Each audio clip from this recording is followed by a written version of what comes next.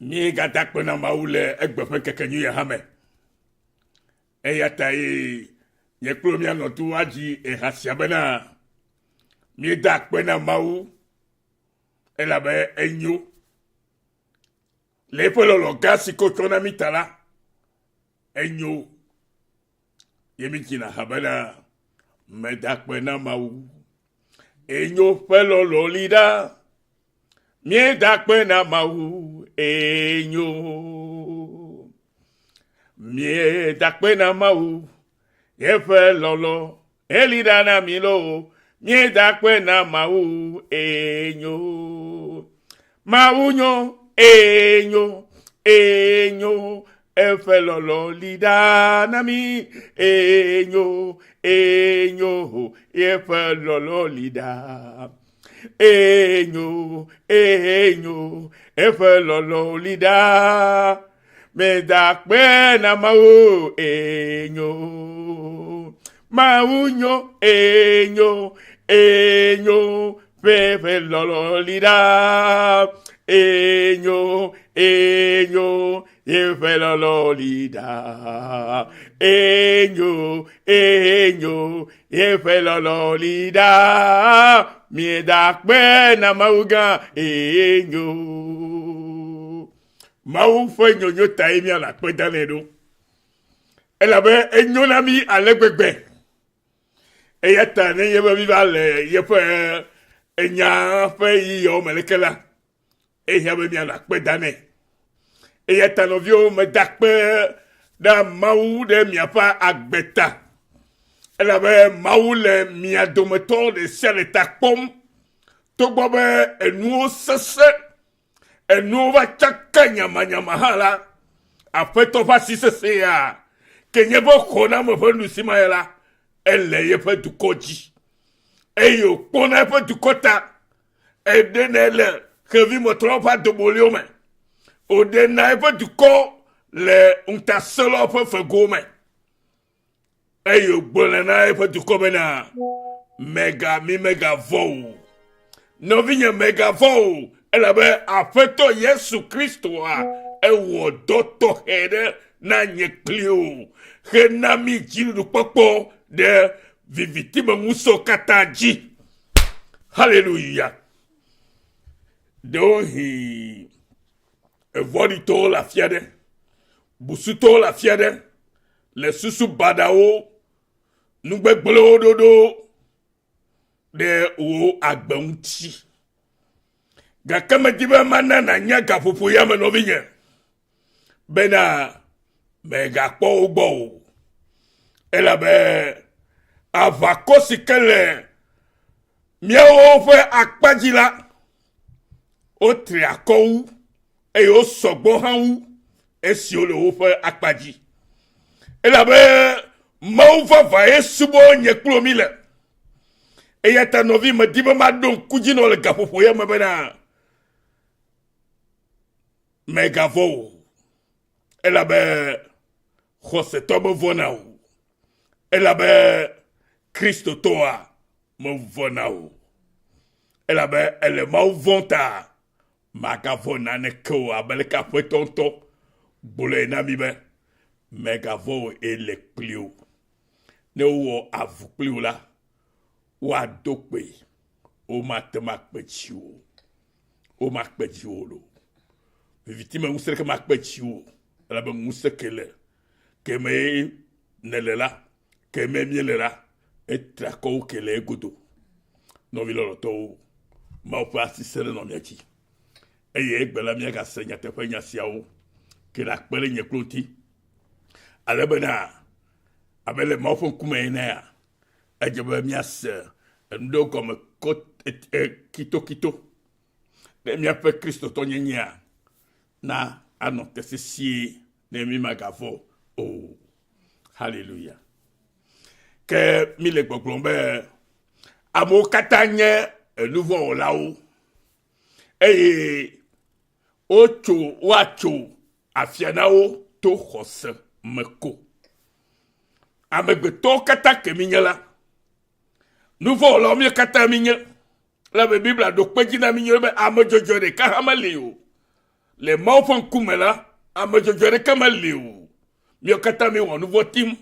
eye mawu ƒe amenuvevia hã ʋe te do mi nenema ke vɔa wotso afia na mi la Kristo ta ye afiatsotso sia va su nye kple si ɖo be azɔ la womagayɔ be enuvɔwɔla ke o le nu katã o le Kristo ƒe dɔ si ke wɔ na mi la ta ye eye ta mi be gbɔgblɔ na mi be le tanya si ke mi tsɔ na nya ya gbɔgblɔ be la amewo katã nye nuvɔwɔlawo eye woatso afia na wo to xɔse me ko xɔse ɖeka be ko atɔ tso afia na mi le elabena nɔvinye lɔlɔwo nyemele didim bena neneme nya xaxla sia nanɔ manyamanya me na mi o bena miagabu mia ɖokuiwo aɖaŋudzelawo o mele elabena menɔvinyewo nyemele didim bena se nyuie ɖe be nyemele didim bena neneme nya siawo la si nye nyaxaxa siawo la nɔ manyamanya me na mi o ke boŋ la be mianye elabe ye mi nye mi se gɔme la ye me ɖeɖe kpɔkpɔ le na mi katã ye me ye afiatsotso ke ye Kristo va tso na mia ye me ye evi ɖe si ke le me la ye mi akpɔ le me haleluya eya ta nɔvi wobu dzɔdzɔnyenye na Abraham to nu ka mo le xɔse ta wobu dzɔdzɔnyenye na Abraham le xɔse ta eye le xɔse ta hã Abraham la exɔ ŋkɔ yeye elabe woyɔ ne tsa be Abraham vɔ to xɔse si ke va le si ta la ŋkɔ trɔ nɛ ye ta me gblɔ be magbɔ na wo be na nya be wo xɔse ye la trɔ ŋkɔ na wo xɔse ye ɖo la trɔ ŋkɔ na wo ne enye nuvɔwɔla tsã la ke ne xɔse la ŋkɔ ye ɖe la nɔ asiwo azɔ be meganye nuvɔwɔla o alo atrɔ zi ame dzɔdzɔe ele gɔme sema wo xɔse ke le asiwoa ye me ye ŋkɔtɔtrɔ le asɔ asiwo le nɔvinye si ke gɔme nye bena wobua dzɔdzɔnye ne Abraham to xɔse me nenema ke woabu yi nɔ nye kple wo hã gbe nenye be xɔse ma tɔŋgbe alo ƒomevi le miawo hã si eya ta ye mi le gbɔgblɔ bena wo xɔse ye ɖo la trɔ ŋkɔ na wo ne exɔse la ye la na be woatrɔ ŋkɔ nɔ be etrɔ zi Kristo tɔ alo na xɔse la enuvɔwɔla si ke ne nye tsa la ala trɔ zi enunyewɔla azɔ si ke gɔme nye bena ame sia ame ke nye Kristo tɔ la etrɔ zi enunyewɔla etrɔ zi ame dzɔdzɔe etrɔ zi ame ŋkuta tɔxɛ aɖe etrɔ zi aɖaŋudzela etrɔ zi enunyala esidzedze su esi eye ame aɖeke magawɔ nu be yazi ɖe to o eye eya hã ewo ke nye ɖeɖekpɔla ya o hã magate wɔ ŋɖeke si ke atsi te ɖe Mawu ƒe lɔlɔ̃nu ŋuti o elabena etrɔ zi dzɔdzɔnyenye ƒe ame etrɔ zi dzɔdzɔnyenye ƒe ame madzɔmadzɔe nenye tsã vɔ ŋkɔ va trɔ ŋkɔ yeye ɖe va sɔ asiwo azɔ abeleke woyɔna Abraham hã be Abraham ava trɔ zu Abraham ene ŋkɔ tsi le si tsã la ye nye Abraham azɔ la wotrɔ ŋkɔ nɛ be Abraham le eƒe xɔse ke le si eye Mawu bui ne dzɔdzɔnyenye ta la wotrɔ ŋkɔ nɛ nɔvinye ne edibe yeƒe tinya ne trɔ la hallelujah oh le Yesu ƒe ŋkɔme ne edibe yeƒe tinya ne trɔ egbea edze bena xɔse de la associo de edo ke Kristo wɔ dzaa dzi ko menye tɔwo ɖeke mele me o na xɔ dɔ si ke Kristo wɔ na mía amegbetɔ katã dzi se dzaa ko kple kaka ɖe dzi eya ma ye me ye wo agba siwo le dzi o wo nuvɔ gba si ke le kpewo ŋu Yesu be mitsɔe va yi gbɔ ya xɔe na mi la ala xɔ na wo tsã ela xɔ na wo hã ela ɖe wo hã nenye be eɖo xɔse ya ɖe eya ma edzi ko hallelujah wo xɔse ye la trɔ wo ŋuti nya nɔvinye wo xɔse la trɔ wo ŋuti nya menye ame ɖeke va le wo ŋuti nya trɔ ge o xɔse ke le asi wo ɖe Mawu dzi ɖe dɔ ke Kristo wɔ dzi elabe Biblia gbɔna mi bena eya ma nɔ eme la wometo wɔ naneke si yewo wɔna o ta ke nenye be ya va le me ko la ke nuwo katã te wɔna azɔ eya ta ye hiã nɔ be natsɔ ɖokuiwo na Kristo si ke gɔme nye bena naxɔ dɔ ke wɔ na mi la dzi se na nuvɔ ƒe tsɔtsɔke ne nakpɔ tsɔtsɔke blibo tso Kristo ƒe ʋu ke wòkɔ la nyina me ne naklɔ ŋuti wò azɔ ne ŋutinya ne trɔ egbe la amewo le agbagba dzem to mɔ vovowo dzi be wòanye ame ɖe wòanye ame gã ɖe wòanye nu gã ɖe wɔ la wòawɔ kreme kple kremewo eye wole wotɔ ƒe agbagba dzem to mɔ futifiti nyamanyamawo dzi be yeaxɔ ŋkɔ bonɔvi mebe mato nɔ be wo ya ɖe maɖeli ame ɖeka ɖe li si manya amegbetɔwo Mawu ye wonye ewɔna nuwo katã ewɔna nuwo katã ɖe yeƒe gaƒoƒo me Mawu ye wonye ewɔna eƒe nuwo katã ɖe gaƒoƒo ke dzi wòɖoe be yeawɔ ɖo eya ta ne eɖo ŋu ɖe ŋu la ye xɔ dzi se la atrɔ wo ŋuti nya egbe ɖeka gbɔna be ne va me nenema amen wo xɔse ye la ɖe o hallelujah wo xɔse hã la ɖe o nɔvinye ɖeɖekpɔkpɔa na wo luʋɔa atso xɔse ke le asiwo gbɔ atso xɔse ke le asiwo ŋu ɖe Yesu Kristo ƒe dɔ ke wɔ la ŋu menye wo agbagba dzedze yi o woyina gbe xɔ dɔ da si dɔ ke Kristo wɔ dzi se ko tso dzi blibo me ena nɔ agbe na Mawu aleke tutu Mawu di be ne nɔ agbe na yi ɖo le eƒe lɔlɔ̃nu me la evɔ yi nɔvinye kesinɔ ɖeke mahiã o abe ke David gblɔ be Yehowa ye nye eƒe kplɔla eya ta kesinɔ ɖeke mahiã yi o naneke mahiã yi o elabe enya be Mawu gbɔ la nu sia nu le Mawu gbɔ na yi eye ke nye ye tɔ ye nye yeƒe kplɔla la ke nu sia nu su si game la wo luʋɔ kpɔ ɖeɖe wo gbɔgbɔ wo ametia wo amenyenya katã kple ŋutilã kple gotasia la ʋukpɔkpɔ la su aƒe na wo nɔvi lɔlɔtɔwo mi ɖo la se gɔme egbe be xɔse me ko ye nuwo tona vana me le ne ame ƒe agbe me elabena nɔvinyewo nyemele didim bena nenema nya sia nenye nya xɔxlɔ na mi o ye ta mele gɔme de na mi ɖo hallelujah Biblia gblɔ be Abraham xɔ Yehowa dzi se eye wobui nɛ dzɔdzɔnyenye xɔse na be wobu nɛ na me be amea tɔ zi ame dzɔdzɔe ne mi xlẽ Mose ƒe agbalẽ ta Mose ƒe agbalẽ gbãtɔ ta 10 kpukpui amadea la egblɔ nya ɖe na mi le me nɔvi lɔlɔwo Biblia gblɔ na mi le fi ma bena ke Abraham yoyo ne gaba me exɔ Yehowa dzi se Yehowa Mawu dzi se eye wobui nɛ dzɔdzɔnyenye hallelujah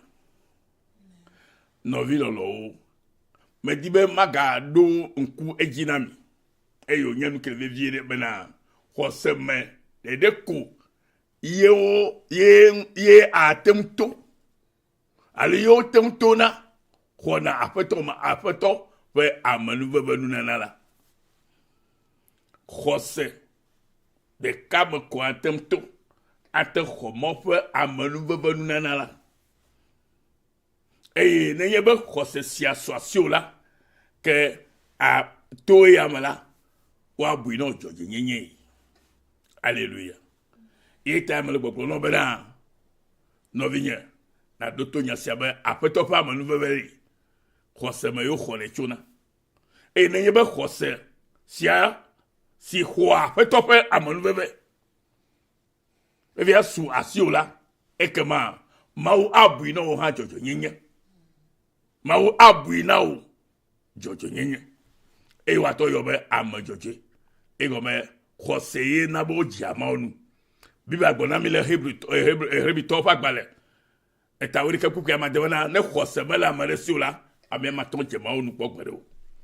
Donc khosenye nous principal nous kenye nous gbagba na Kristo. Alo amekebe yenye khose ya khoseto ito ya mebe khoseto. Lebe tosi khose ya ekplova be enyabe Kristo wodore nai ye khweji sala ye nabe amanveve ya kenye maopa amanveve nana esuesi eye to amanveve nana meyala wa buino joje nyenye bena etosi amajoje ke tosi maofefi kwa yobe Kristo to denema ye khose femo lema eya tanovi medibe na nyegbe et la carrière nous fait fier là à pereti gade et il y a tellement de Christ to va amen praise the Lord après que Roma to fa gba tam to ku blavo aseke gbe mi na bala ela bala ma o fe amanu na na o ple yo mega vene o ye go be ma o fe amanu na ki va na mi la ple yo siko to yo mi be mi atrozi to la matro eta ulena mi be ulena obena na khweji se vevie na khweji se blibo ela be ngbesiko dola ela woreji to efa enya siko bolame eta Roma to fa gbeta ame eto kuku blavo asekre ko mi bana ela bana mau pe amanu vavana na ola ple yo mega vene o ye gomenye be mega trona le yomo enami amanuveve ya to khose kele mi asilame e amanuveve nana spe yo sikocho yo mi yela ye na be wo enyemi ke o khwaji sala wa buinami Jojo nyenye ke mi atosi amen Jojo le ma fon kuma e ama Jojo la ni anigba fo doma ama Jojo la ni ifo fiarfia ama Jojo la po agbema voa no vi e ya te Kristo chofa agbeto du ayide mi atado edo la seconde nam nenema ela benya te penya onye hallelujah Abraham nyasia eya tayo o khose eye o lebe mioha mi anye egbebe na to khose makoye mi aten azu amajoje ole le maopo nkume to khose de kamako ye mi aten atotozi amajoje ole le mau de ka le maopo nkume mais tous les gens ma font comme là tout khoseme la be tout khoseme là ala po mon pas me nouvelle et mon pas me nouvelle qui tout khoseme là yo la wa bu no ba et tous les gens hallelujah et Abraham po kakaleji po Abraham fait po de un peu David fait d'assez dit le pedon eji nami bena wacho afiana ameto khoseme. Amen. Mais le colon Abraham fait quoi de où? David fait d'assez dit là. Le pedon dinami bena wacho afiana amegbeto de siade to khoseme. Manye to pe do homo o. Ela benenye be miao mi ato wadola ke me habe Kristo Yesu na gava we o. E yata manye to do na mayo. Menye parce que alors nana gale church so bo alors wona nu si o amola kafo so bo le church la manye yo ne kosela si o vola yeme kose fe do akpere tile vone bo kose ma la sio de Christ bo do si ke wo na mi ji so la yiola matema khopo to za mojoje o matema po maton ni mo pe ndodo pe to menyi nuwa wo na kpo gomele ma o be kalibe le go semnam no vinyo enya be mi solution comme yeta lemi Roma to fa gbale eta bla eta men ku bla vole keide bla vovo atoame wo fike me di me mi aklenye ni akpuku isio la dongo be eye okpo kakare jibli bobena nu sike ngbe odola atenu awe han eyata obui na jojo yenye obui jojo yenye ne mo pen gbododo me dana o no vi mo pen gbododo letefe eyata sike Abraham khwesene ne mala enabe mo pen me via suesi eyo obui na jojo yenye yo tozi amajojo mo pen kuma yo ebe khose fufu hallelujah kaka biba gbobana gaka menye eya de kota onredi do bena obuine jojo nye o kemio ha tae mia gbeto tae mi amesio wa va buina mi bena mi ora mi to si jojo nye pa mola mi amesio kwa amesi fo Yesu Kristo mi apeto de titrecho amekukuo domela ne mi khoyi sela ke ede mi apo voda Dauda mi aglele Roma tofa gbale etamele kuku bla vovo amen so i bla vo keide bla vovo nu yame bla vovo atome me dibe na aglele o bibla mo le bo la fima ya ma aglele fi na se hallelujah Roma tofa gbale tamene kuku bla vo ke alléluia la fille a mis le bana amen c'est na seigneur et ça ko la mi bana e okpo kakariji blibo bana nous c'est que ngbema odola atemu awe han e yata obui jojo nyinyene e okpo kakariji blibo mais okpo kakariji blibo Abraham e kpobe mau la ngbedo ke dola ma dadio sa kakari suesi ide po suesi e mau po ngbedo dom mau dom gbeto Kristo nami ado la kari be to Kristo aji ko ya to pohoho ado la khoji se be to Kristo apo pour que kolani kude nye klota ye me hohole na nye klu kakari ba do la nation la be mau po ngbedo me dala e to goe menye ne mia ne menye na ya de ko be gake menye eya de ko ta onwule dido bena obui ne o alesema menye de takoyo ke mia o ha tae o ha tawe mi amasio wa va abuina mi amasio kwa amasifo Yesu mia apeto de titre cho amekukuo domela jisena amesi ocho rena le miape vodato ko miape nouveau ta e yo fo le titre le afia chocho nami mita hallelujah o fo le titre le afia chocho nami ta e de ma mia o hato nyegbe e yata e o yabe o khose ko ila temu awesia kho mauji senovia bega kho o chochi jiso bega kho hakemene le jiso bo kho Kristo Yesu pe donc rolon jisa e de pokola e yata ke Yesu Kristo cho ya de Jerusalem e yo bato Samaria no tomea le Luka pa gbaleta wi ande pukui chokukui blavole enuya pukui we nyakle chokukui we adiam to ya nakle to la segoma la fima alors pukui le kia to de pukui asile kiama la segoma eye afima ogbobe eye ogbone bena titre na jo wo khose la de wo khose amabo khose diam khose sikado de Kristo die la de wo e kwa Yesu Kristo dagbele anyi jelame owum esikova Samaria eye anyi jelo le kolendi ga eye subono bo ne choro ko vefia anu no lawo eye ojemo kai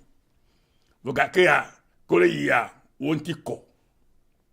non torle ala si wontiko kem kakele wo ame wo mala mereka ko trova Samaria to ye ko trova va déclarer après toi Yesu fait akome ayo dakbene o kafu mawu Yesu to le bana da ke Yesu bo we egbe kukui ba we nyam bana hallelujah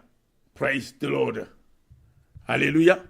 egbe be ke afika wo asieke la le allo amesio atro acho bubuna mawu lameli o negbe amejo siako maha eye obone bena titre na jo wo khosela de o no vinya nusi kama dibe na nyale nyasio kata me konye ba amepo khosela yedi ame nu ke benya na nyale nyasio kata me konye ba na wo khosela ila to untinya nusi kama nyaba na me dibe na nyale nyasio me konye ba na wo khosela ila na be à la pauvre au khosela ou abro de vie au khosela ya na be a ton comment pas me lever yo abunon jojo yenya au khosela la na be no vinya a tem tozu amen ntonto le mopon kuma au khosela ila na be o watron koyi na be Kristo to amesio bubo kaji cho maume e muga wa nouveau la be mo pa gbele mo aso maole ila no vinyere be senya siogoma o khosela de olo o khosela tronkonolo o khosela yodolo o khosela dagbel tiolo o khosela buagbo no lo o khosela wonu sia no menya mere o amerika bali wonu khose sikele do Kristo ke wona jia na ba gbo la buno agbo kama gatulu nkogbo na o yeta ye apoto panya gbo bana yeto ya nongo na mi na to si to ko into anongo no ekpofo la so nkogbo la gba kpofo la so azoyi eye gamato la nga akolu gbo la gba o eye kesino nu ko nye nu kwasiola apoto la chena o la ba to si tolo ma ona ida no vinyere ina ida mi okata si o seya ya be mi akode do ma hana maka le Kristo Yesu mon koba mi da ko la mawre mi apak beta ko sira mana nyino mi boko mi apo no vi Yesu nyo o ida mawlolo avwajilo la cho true forgiveness mission o sila pa be mi asela ka popo yama o ida mi kata ke ko be mi le tuema que Israël, Yesu Christ, amen.